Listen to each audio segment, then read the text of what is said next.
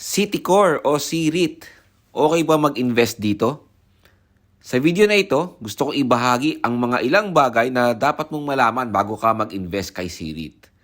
In my previous video, I shared my investment walkthrough on C-REIT. This time, I would like to share my analysis on the stock. Sino ba si C-REIT o Citicorp REIT? Citicorp Energy REIT Corp or C-REIT is the real estate investment trust arm of the Citicorp Power Group. It is the first renewable energy REIT and the largest renewable energy landlord in the Philippines. Sino ba ang nagmamay-ari kay C-REIT? Malalaman natin ito kung titignan natin ang kanyang ownership structure. Currently, C-REIT is 61.7% owned by its sponsor, Citicorp Renewable Energy Corp or CREC, and 38.3% owned by the public shareholders. Si CREC naman ay under kay Citicorp Power, that is ultimately owned by Citicorp Holdings. And then, Citicorp Holdings naman ay owned and controlled by Mr. Edgar Saavedra. Isa sa mga kilalang companies na pagmamay-ari ni Mr. Saavedra ay ang Mega Wide Construction or M-Wide. M-Wide is a construction and infrastructure company na listed sa Philippine Stock Exchange. Tignan naman natin ang business profile ni C-REIT. Ito ang business model ni C-REIT. Tulad ng typical real estate investment trust, ang company ay nagmamay-ari o may mga hawak na real estate properties sa iba't ibang lugar sa Pilipinas. These properties are located in Pampanga, Tarlac, Cebu, Negros Occidental, Bulacan, and South Cotabato. And recently, they have acquired properties in Arayat, Pampanga, and in Batangas. Ang mga properties na ito ay pinapaupa niya sa mga energy-producing companies. And typical to a REIT company, rental income ang major source of revenue ni C-REIT. And according to law, minimum 90% of its net distributable income ay dapat ibahagi sa mga shareholders. Balik tayo sa kanyang business. Currently, the tenants of C-REIT are energy companies within the Citicorp Group. At ang mga energy companies na ito ay nagpo-produce ng electricity through their solar power plants na binebenta sa iba't ibang companies o ang tinatawag na off-takers. These off-takers are a mix of public and private companies that are involved in various businesses and industries but require electricity in their business operations. Recently lang, nadagdag sa mga off-takers si SM Prime Holdings sa kanilang solar power plant sa Batangas. Tingnan naman natin ang financial performance ni C-REIT. For me, satisfactory ang naging financial performance niya. Makikita natin na tumataas ang revenues niya every quarter. Ito dahil ay sa mga dumadaming hawak na properties ni C-REIT. More properties, more revenues. So, in line with its growing revenues, tumataas din ang profits ni C-REIT. Kung i-compare natin ang profit margins ni C-REIT, mas mataas ito kumpara sa ibang REITs na listed sa Philippine Stock Market. Take note lang, ibang types of REITs sina A-REIT, RCR at M-REIT dahil sila ay mga office and commercial REITs. Pero kaya ko sila na-compare dahil pareho silang REIT which earns primarily from rental income. Ang medyo close to compare ay si P-REIT which is also a power REIT. And as we can see, mas mataas pa rin ang profit margins ni C-REIT versus P-REIT. Ito naman ang kanyang balance sheet as of June 30, 2023. From December 2022, total liabilities significantly grew by 1,204% to reach 4.8 billion pesos. Ito ay dahil sa recent bond issuance niya na 4.5 billion. Ginamit ni C-REIT ang bond proceeds para mag-acquire ng mga properties. As a result, lumaki din ang investment properties ni C-REIT. Makikita din natin ang paglaki ng cash and cash equivalents dahil meron pang natitirang cash from the bonds na gagamitin para ibayad sa ina-acquire ng mga bagong properties. Ito naman ang mga key financial ratios ni C-REIT which for me ay still on acceptable levels. After natin makita ang overview ng ownership structure at business and financial performance ni C-REIT, tignan naman natin ang mga nakita kong key reasons why I would like to invest in CREIT. Una, stable demand for power. Bagamat hindi power generation ang key business ni CREIT, siya ay exposed sa power sector dahil sa kanyang business model. As I mentioned earlier, CREIT leases out its properties to power generating companies. That is why I consider CREIT as part of power sector in my dividend portfolio. And as we know, kailangan natin ng kuryente at may growing demand for electricity. Ang patuloy na pagtaas ng demand sa electricity ay dahil sa maraming factors tulad ng growing population, paggamit at pagdevelop ng technology, yung urbanization sa maraming rural areas at marami pang iba.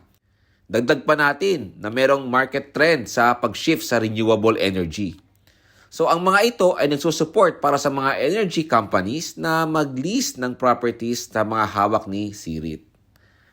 Pangalawa, diversified ang resources of revenues o income stream ni CREIT. Kung makikita natin sa mapa, nakalagay sa iba't ibang lugar sa Pilipinas ang mga assets ni CREIT. So in case na magkaroon ng bagyo sa isang lugar, hindi apektado ang lahat ng assets ni CREIT o yung mga solar power plants sa properties ni CREIT. Unlike pag nasa isang lugar lang at naapektuhan ng bagyo, it is possible na buong revenues ni CREIT ay maapektuhan din. Third point naman ay may 100% occupancy rate sa mga properties ni CREIT, which is not the case with other listed REITs. Other REITs kasi ay mga office at commercial REITs which are exposed to vacancy. In addition to 100% occupancy rate, CREIT has long-term lease agreements with its tenants with average lease period of 22 years. Dahil dito, CREIT's business has a strong revenue visibility. Fourth point, positive long-term growth prospects. Since IPO, dumadami ang mga properties ni CREIT. And as disclosed by the company, it focuses on expansion and increasing its assets. The company sponsor CREC ay may maraming expansion projects at ang mga properties na ito ay pwedeng ma-infuse kay CREIT. So, more assets, more properties will convert to more revenues. So, we can say na growing business si CREIT. Fifth point, consistent and quarterly dividends. Since IPO, consistent si CREIT sa pagbibigay ng dividends. Not only consistent, quarterly pa. Also, growing dividends pa. Ito ang gusto ko as a passive dividend investor. Actually, nire-reinvest ko lang ang mga dividends na natatanggap ko. So, the more frequent the dividend payout, the faster is the snowball effect. Makikita natin so far na maganda ang dividend history ni CREIT. In its recent dividend declaration, mas mataas na ang dividend na ibibigay niya. Pang-anim na point ay attractive dividend yield. Consistent, quarterly, growing dividend, tapos mataas pa ang dividend yield niya. Kung i-annualize natin ang latest dividend niya, umaabot sa 7.6% ang dividend yield ni CREIT. And as of the making of this video, most of the REITs, except AREIT and CREIT, are trading below their IPO price. Dahil dito, mataas ang current dividend yield nila.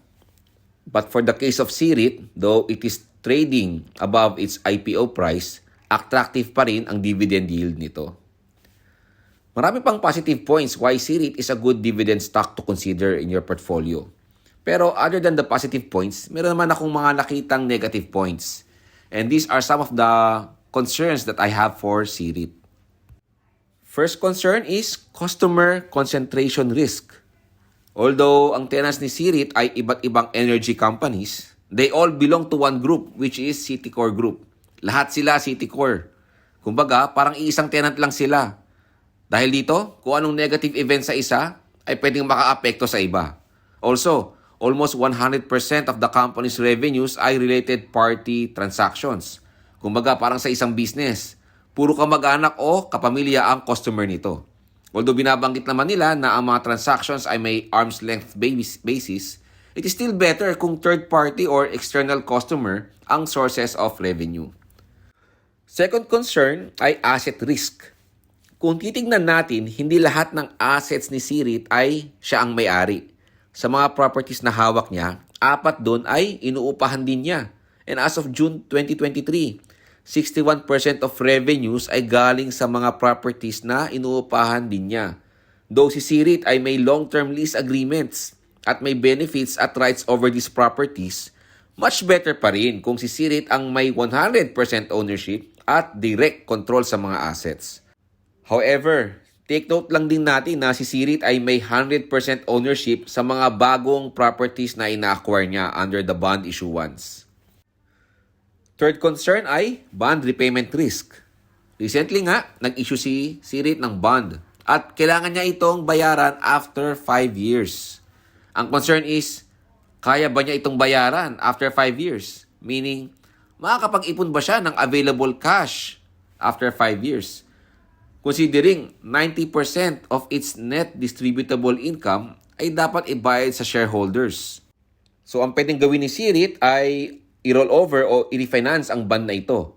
Pwede niya siguro siyang mag-partial repayment and then ang balance ay i-refinance. But still, ang susunod na question is, kaya niya bang ma-refinance ito after 5 years? Moving on to our fourth concern ay technology risk. I think ang lifespan ng mga solar plants ay 20 to 25 years. Pero we should consider na mabilis din ang pagde-develop sa mga bagong technology. And according to the company's disclosure, 6.4 years ang weighted average lease ng mga energy companies with the off-takers. So, ang concern ko is, kung merong bagong energy company other than CIREC na merong mas bagong technology, it is possible na lumipat ang mga off-takers sa mga ito. And if this happens, baka maapektuhan ang revenues ni CIREC, which eventually may affect the income of CIRIT. For our fifth concern ay regulatory risk. Regulatory risk ay normal lalo na sa mga energy and utility companies. Kaya ko ito naisama sa list dahil unique ito compared sa ibang listed REITs, which are normally office and commercial REITs. Power industry is highly regulated at mainit sa mata, hindi lang sa mga politiko, pero sa madlang tao. Dahil dito, madaling magkaroon ng mga pagbabago sa mga batas o kaya madaling ma-involve sa mga issues na pwedeng magkaroon ng negative effect sa business ng mga solar power plants at business ni CIRIT. Wala namang perfect stock at siguradong marami pang positive at negative points kay CIRIT. Pero sa ngayon, yan ang mga nabanggit ko. These points ay ang mga personal opinion ko lamang. Pwedeng may mga na-miss ako o na-overlook sa mga points na nabanggit ko. As a disclaimer, meron akong mga hawak na shares kay CIRIT as of the making of this video. So anytime pwede ko silang ibenta o kaya pwede pa akong magdagdag. Pero ang bawat investor ay dapat mag-conduct ng kanyang sariling research o kumonsulta sa financial advisor bago mag-invest. Kung bago ka pa lang sa channel ko, ako ay isang average investor na nagbabahagi ng aking personal journey sa pag-i-invest. Gusto kong malaman din ang opinion mo kay CIRIT, both positive at negative. Let me know sa comment section. If you like the contents of this video, I invite you to like and subscribe to this channel. And also let me know your thoughts. Okay? Thank you for watching. See you and bye.